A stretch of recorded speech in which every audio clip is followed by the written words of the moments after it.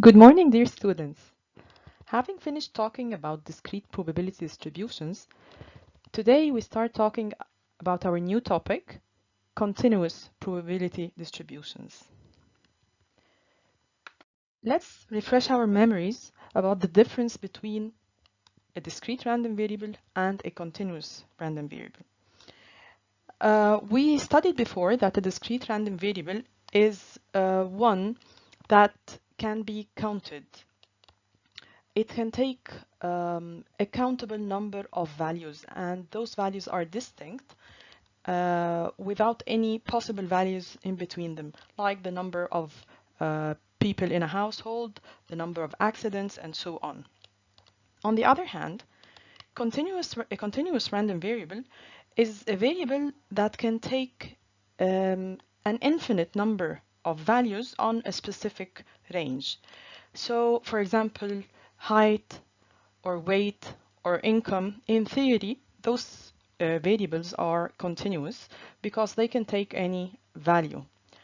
And for example, if someone's height is 160 and another one is 161, there can be someone in between with a height 160 and a half or 160.2 or 160.345 depending on the accuracy of the measurement. In general, we say that continuous random variables are measured while discrete random variables are counted. So continuous probability distributions are used to describe the behavior of those continuous random variables.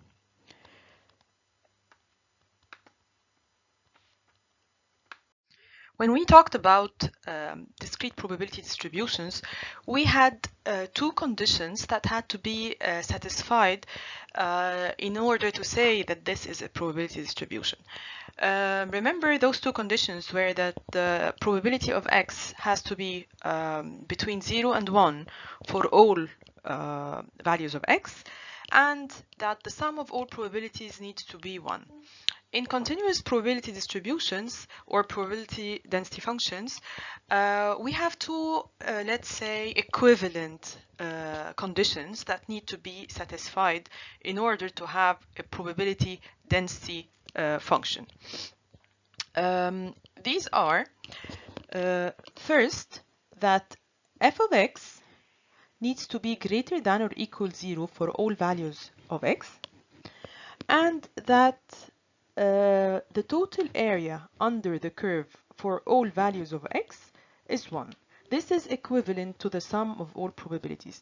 But because we have a continuous variable, we cannot really add them up. We look at the total area under this curve, which has to be equal 1. And again, we use the term probability density function to denote f of x, or the continuous probability function, or the function for a continuous random variable. For a continuous random variable, the probability is actually the area under the curve f of x. But because the variable can take so many values, an infinite number of values, so the probability that it takes any specific value, let's say that probability that this variable takes the value 5 is 0. The probability that it takes any specific value is 0. How is that?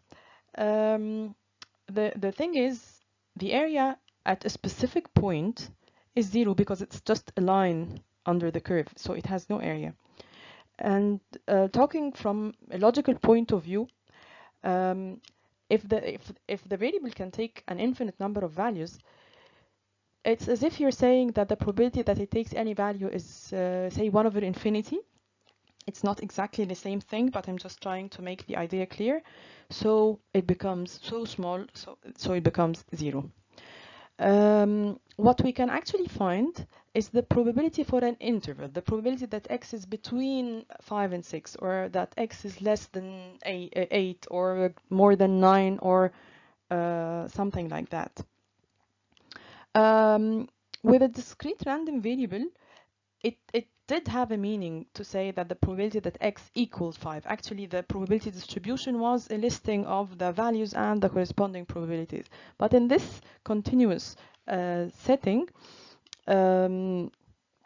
again, the probability that the variable takes a specific value is so small, hence we say that it's equal 0. So if in an exam you're asked to find the probability that some continuous random variable x or z is equal to 3, for instance, don't try to evaluate a function, don't try to do anything, it is just 0. Looking at the final 2 lines on this slide, we can see again an example that we can find probabilities, and we will do that, that x is less than 5 or between 3 and 5, and there is a very important note related to the same idea here, that in a continuous distribution it doesn't really matter whether you say the probability that x is less than or equal 5 or that x is less than 5. Why? Because the probability that x equals 5 again is 0, so it doesn't really matter whether you put the inequality sign or not. The distribution for a continuous random variable is either represented by a function or a graph, a histogram or a curve.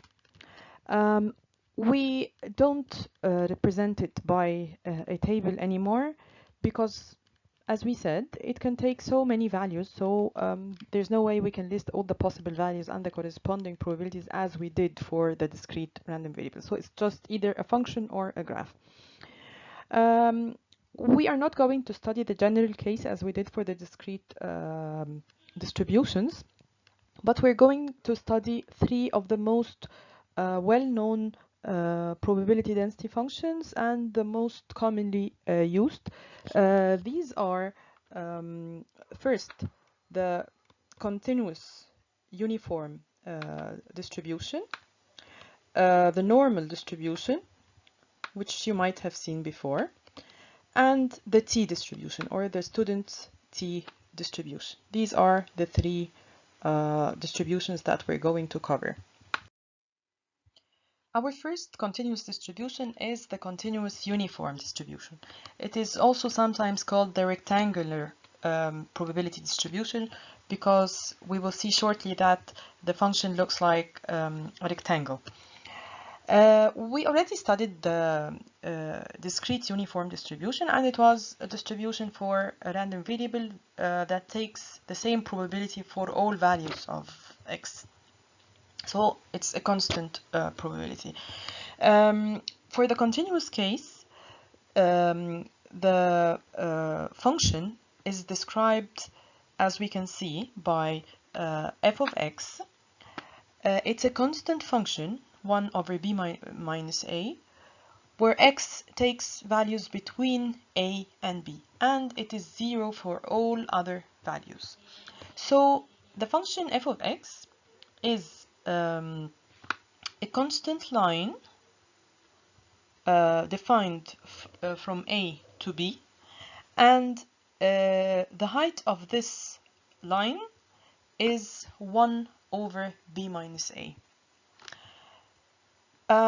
We all know that the area of a rectangle, of such a rectangle, is the base times the height, or the width times the height. In this case, the length of the base is from a to b, or let's say it's b minus a, and the height is 1 over b minus a.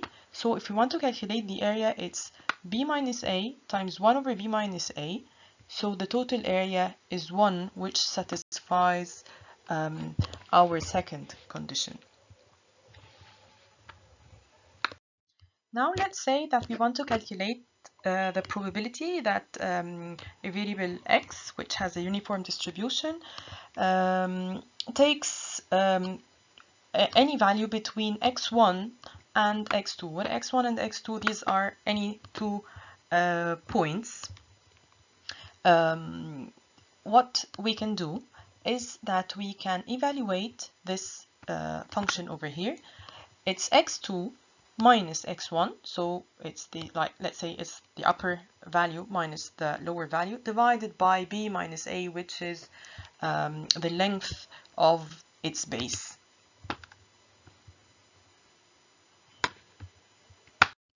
Let's look at this example here. We have the PDF, or the probability density function of a uniform random variable x, and it's given by f of x equal half, where x is between 1 and 3.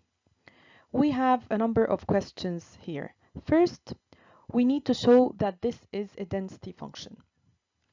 Second, we need to find the probability that x equals 2, and then that x is less than 2, and finally the probability that x is between 1.5 and 2.5.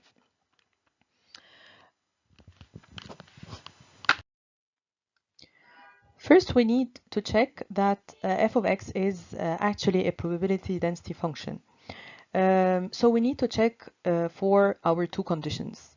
The first condition is that the probability is greater than 0 for all values of x, which is satisfied in this case because it's half over the whole range of x. And the second one in this case is to check that the probability is equal to 1 over the whole range of x. So what we actually need to calculate is the probability that x is between 1 and 3. How do we do that? We draw the function. The function is defined from 1 to 3. So this is the range of x, and the height is, as we mentioned, it's 1 over 3 minus 1, 1 over b minus a. So in this case, it's 1 over 2, which is defined in the function itself. F of x is half. So we draw a horizontal line at half, where f of x equal half. And we have, in this case, this rectangle over here. We need to calculate its area. The base is 2, 3 minus 1 is 2, times the height, which is half. So 2 times half is 1. So this is a PDF. The second question was find the probability that x equals 2. And remember that the correct answer is not half. It's not f of x. The correct answer, because this is a continuous distribution, we said that the probability that x takes any specific value, let's say in this case 2, it's just by drawing a line at 2, and if you try to find the area under the line, it's 0. So this probability is 0. For the third part, probability that x is less than 2, again we draw. Remember to draw every time. Again, draw the function at f of x equal half from 1 to 3. So this is the whole curve, let's say. And then shade from 1 to 2. So this is x equal 1 and x equal 2. Draw a vertical line here and shade this area. This is the area we need to find. So how do we find it? Again, this is just a rectangle with a base equal 1, 2 minus 1, and height equal half. So 1 times half, so it's half. In this case, the area is half, so the probability that x is less than 2 is also half. The final part of this exercise is to find the probability that x is between 1.5 and 2.5. There are two ways to do this. First is again to draw the rectangle with height half from x equal 1 to 3 and shade the area from x equal 1.5 up to 2.5 and find the area of this rectangle as we just did before. The base is 1 in this case, from 1.5 to 2.5, that's 1, multiplied by half again, so it's 1 times half, the probability is half. Or the other way to do this is to evaluate the function that we mentioned before, which is x2 minus x1 over b minus a. x2 in this case is 2.5 minus 1.5 divided by b minus a, which is 3 minus 1. Again, this is exactly the same as calculating the area of the rectangle, and it will turn out to be half. Now let's look at a more applied example. In this example, we have the amount of gasoline sold daily at a service station, which has a uniform distribution with a minimum of 2,000 gallons and a maximum of 5,000 gallons. So our A is 2,000 and B is 5,000. And in this case, f of x is 1 over b minus a, which is 1 over 5,000 minus 2,000, meaning 1 over 3,000. So because we know that this is a uniform distribution. The questions are, first, find the probability that the daily sales will fall between 2,500 and 3,000 gallons. I cannot repeat enough that the best way to solve such problems is by drawing. So we draw the rectangle from 2,000 to 5,000, and the horizontal line is at height 1 over 3,000.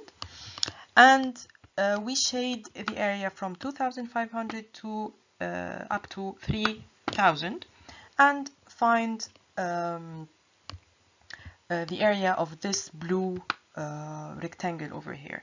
So the base of this blue rectangle is 3,000 minus 2,500, so that's 500, multiplied by 1 over 3,000, which is our f of x. Do the math and it turns out to be 0.1667. So there is like a 16.6% chance that the daily sales will be between 2,500 and 3,000 gallons. Of course, again, this exactly is the same as x2 minus x1 divided by b minus a.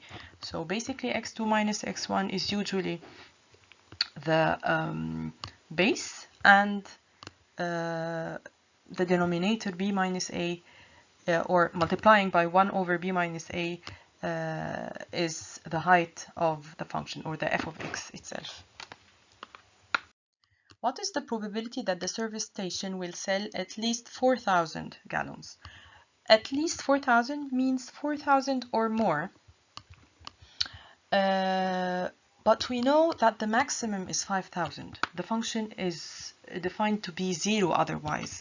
So what we want to find is the area from 4,000 up to 5,000. So this blue rectangle over here.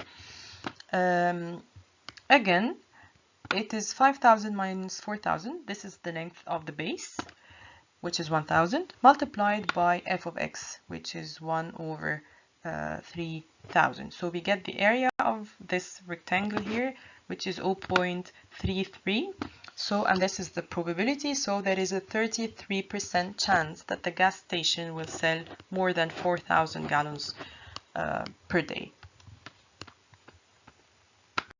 What is the probability that the station will sell exactly 2,500 gallons? Exactly 2,500 means that we are looking at the probability that x equals 2,500. Remember what this is? This is 0.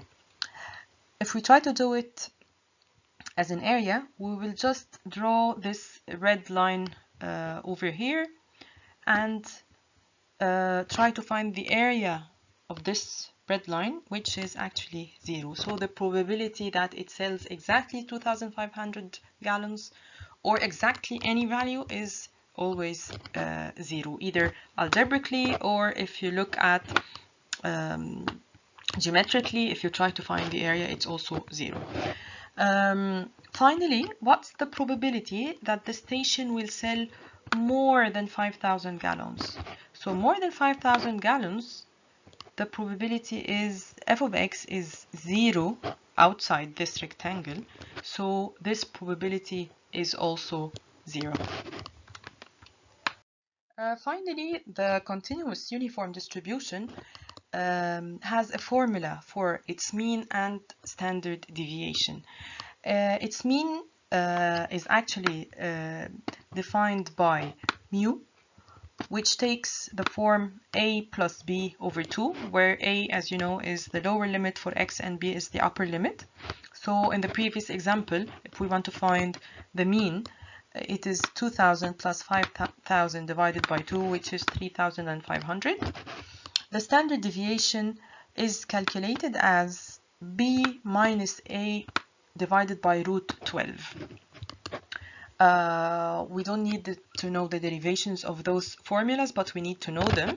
So in the previous example, again, if we want to find the standard deviation for the gallons sold in this station, it is B, which is 5000, minus 2000, which is A, divided by root 12. Calculating, we get 866.05. Of course, the variance is just the square of this value.